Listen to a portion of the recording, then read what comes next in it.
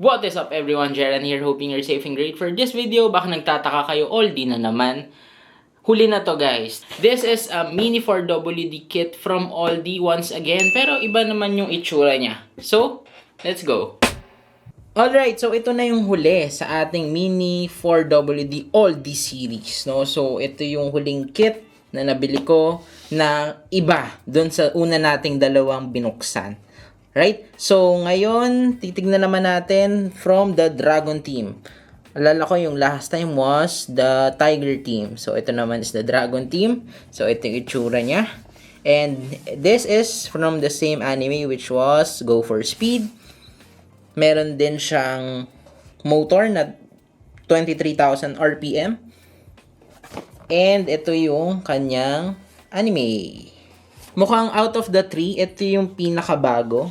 Kasi maganda pa yung packaging, mukhang well-kept, and mukhang ito yung mas recent na unit. Kasi ito yung may pinakamagandang box actually. So, buksan na natin tong unit na to, no? So, hindi ko na maantay kasi ganda talaga ng box nito. So, out of the three, ito yung may pinakamalaking box as well. So, gutin lang natin. I don't know kung anong year ito ginawa. Oh! Well, it looks like, kasing tanda lang nito yung dalawa nating naunang binuksan. Kasi, kita nyo naman, may mga spots na. May mga bakas ng moisture sa loob. Okay. So, I hope okay pa yung unit. So, ito yung main chassis niya. Yung slick tires niya, na mukhang pare-pareho sila lahat, no? Slick tires. Yung kanyang wheels. Okay. Yung kanyang internals. Yung kanyang sticker, which is very small. And yung kanyang cowl, no, na white color. At the same time, may mga ganto din. No? So, a-assemble natin to. And yung kanyang gear set, and yung mga wheel shaft, at kung ano-ano pa. No? So, bubuksan lang natin to, and then, test out natin kung gumagana pa siya, or patapon na to. Okay? So, this is our Soaring Dragon. Ito yung una nating test. And nakikita nyo sobrang astig. Gumagalaw pa talaga itong mga parts nila. So, test out na natin to.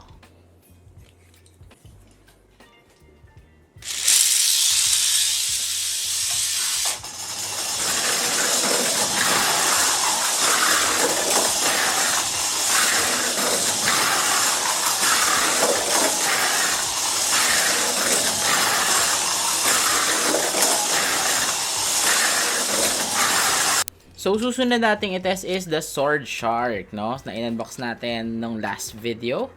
Ilapag na din natin to.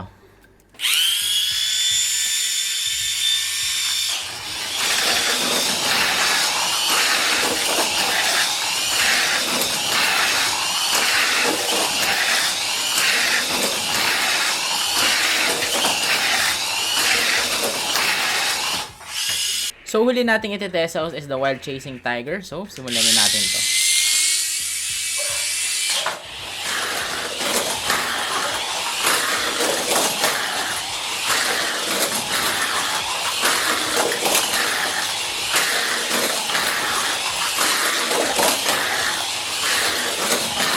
Alright, so for conclusion, nakita naman natin na ang pinakamabilis was the Sword Shark. So, ito yung pinakamabilis out of the three. So, feedback lang with this specific unit, no? Napaka ganda ng build quality nito. Cowl pa lang, sobrang astig na. Tapos, meron pa siyang moving parts kagaya nito na pwede mong adjust. Depende siguro kung ang vision siguro nila dito is kung gusto mo aerodynamic or not. No? So, pwedeng mo siyang ma-adjust. So, ito yung pinakamabilis natin. Second place natin is yung ating Wild Chasing Tiger, no? So, ito yung isa din. Ang ganda din ng kulay nito, no? Astig din. Pero, mas less yung moving parts niya compared dito sa Sword Shark natin. And then, lastly, ang pinakamabagal is itong Dragon natin. Alright? Pero, out of the three, ito yung pinaka-favorite ko na design. Bakit? Kasi, pwede mong i-adjust yung kanyang wings in this way, no? So, pipindutin mo lang. And yan, nakikita mo. Ayan, no? Adjust mo lang. So, ito yung pinakamabagal, although ito yung pinakamagandang design. And, I love this design kasi hindi mo to makikita sa Tamiya, yung mga moving parts na kagaya nito, walang-wala ito sa Tamiya, no? Pero, it's too bad that Aldi didn't continue yung pag-produce ng mga ganito, no? Kung kinontinue siguro nila, medyo nalamangan nila yung Tamiya at some point. Kasi build quality, it's the same. Sturdiness, it's the same. Pero yung design, I guess it's safe to say na mas weird and out of this world si Aldi, pero mas astig siya, no? So kung nag-took off si Aldi after all these years, siguro malakas din tong competitor ni Tamiya. Good. Si Tamiya kasi, I feel like it's fairly easy, no? Napaka-simple ng design, kaya siya pumatok, no? So madaling i-assemble, kahit sino pwede siyang pick upin right away. And sobrang flexible ng parts ni Tamiya in comparison with Aldi. So yun yung nakita ko sigurong lamang ni Tamiya. Kaya siya yun na lang yung natitira ngayon. So I think that's it. No? So thank you so much for watching this video. I hope you like the Aldi series natin.